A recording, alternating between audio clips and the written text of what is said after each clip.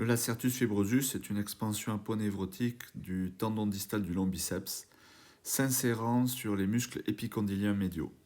Vont passer juste en dessous l'artère humérale et un peu plus en dedans le nerf médian. Le syndrome du lacertus fibrosus est en fait un syndrome canalaire, mais d'allure dynamique, correspondant à une compression du nerf médian au coude. Chez certains patients, le lacertus engendre un effet de traction sur le chef huméral du rond pronateur, et le nerf médian va être le siège d'une compression dynamique, un peu comme dans une pince de homard. Voilà pourquoi l'essentiel des symptômes ont plutôt une composante motrice et vont survenir ou s'aggraver à l'effort. Les plaintes principales vont être la perte de force, faiblesse, fatigabilité à l'effort de la pince pouce-index, mais aussi des fléchisseurs du poignet. Et on a tendance à penser que ce qu'on appelle la crampe de l'écrivain est plus un problème de compression au coude qu'un signe de syndrome du canal carpien. Peuvent également survenir à l'effort ou au serrage de véritables douleurs et crampes en étau de l'avant-bras, tel un syndrome des loges débutants. Attention, car parfois dans sa forme isolée, ce syndrome du lacertus fibrosus peut être responsable d'acroparesthésie dans le territoire du nerf médian. Mais il existe une bonne proportion de patients présentant une double atteinte du nerf médian et au coude et au canal carpien.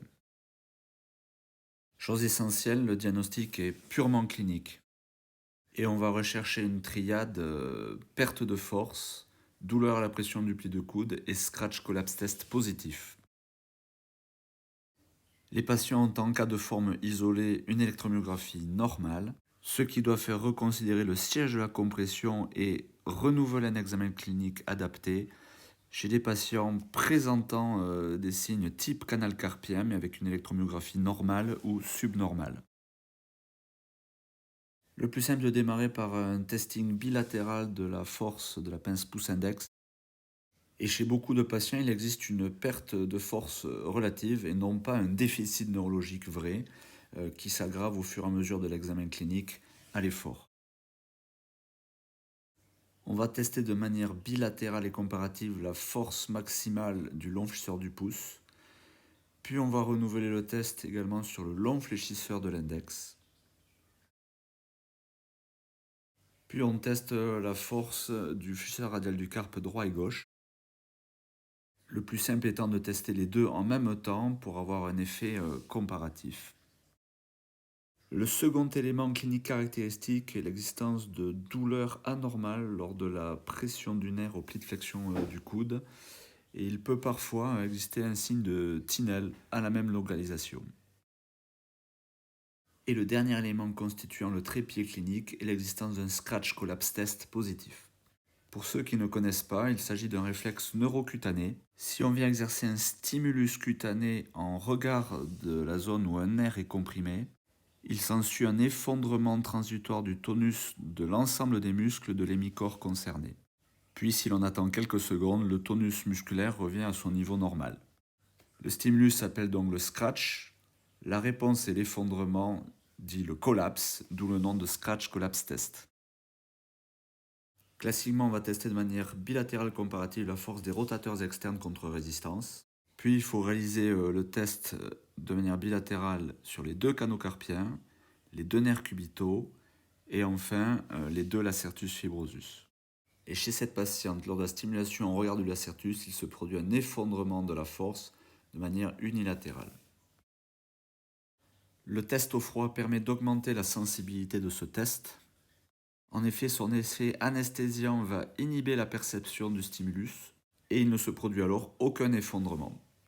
On attend alors quelques secondes le temps que la peau se réchauffe pour à nouveau refaire un testing avant stimulus, puis en recréant le stimulus, on constate à nouveau le collapse. Voici la même patiente réexaminée quelques minutes avant sa chirurgie. Et la stimulation cutanée est à l'origine d'un effondrement de la force à droite. Pour montrer que ce réflexe touche l'ensemble de l'hémicorps, on peut également le réaliser avec un stimulus au coude et un testing de la force aux membres inférieurs. C'est également le moyen de le réaliser chez un patient avec une pathologie de l'épaule telle qu'une rupture de la coiffe. Et suite au stimulus réalisé au pli de flexion du coude, on constate une altération de la force des abducteurs de hanche qui va se normaliser lorsqu'on va renouveler le test après quelques secondes de repos. Et le plus incroyable et déstabilisant pour les patients, c'est qu'il suffit de souffler en regard de la zone de compression pour constater ensuite un effondrement du tonus musculaire. Et ceci est bien la preuve qu'il s'agit d'un réflexe neurocutané et non pas neuromusculaire. Alors le Scratch Collapse Test, ça fonctionne parfaitement pour rechercher également un syndrome du canal carpien. Le stimulus cutané engendre un effondrement provisoire de la force de l'hémicorps, puis après un temps d'attente, ce tonus musculaire revient spontanément à la normale.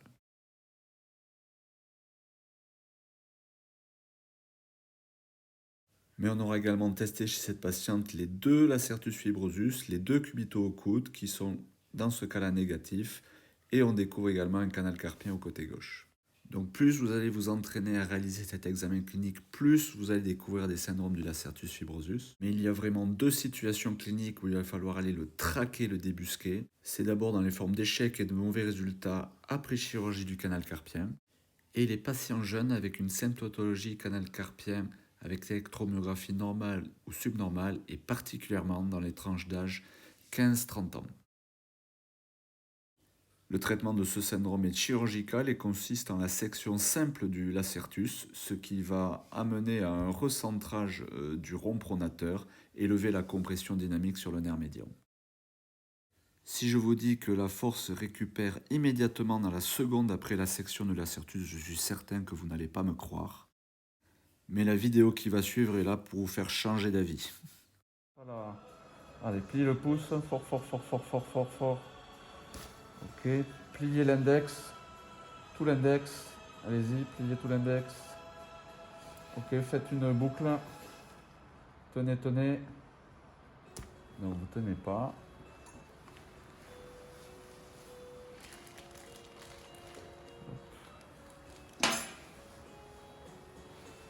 Allez, on le refait. Faites la boucle. Tenez fort, fort, fort, fort, fort, fort, fort, fort, fort, fort, fort, fort. Incroyable. Allez, refaites-le. Pliez le pouce. Pliez tout l'index. Allez-y. On refait la boucle. Ok, faites le pouce. C'est hallucinant.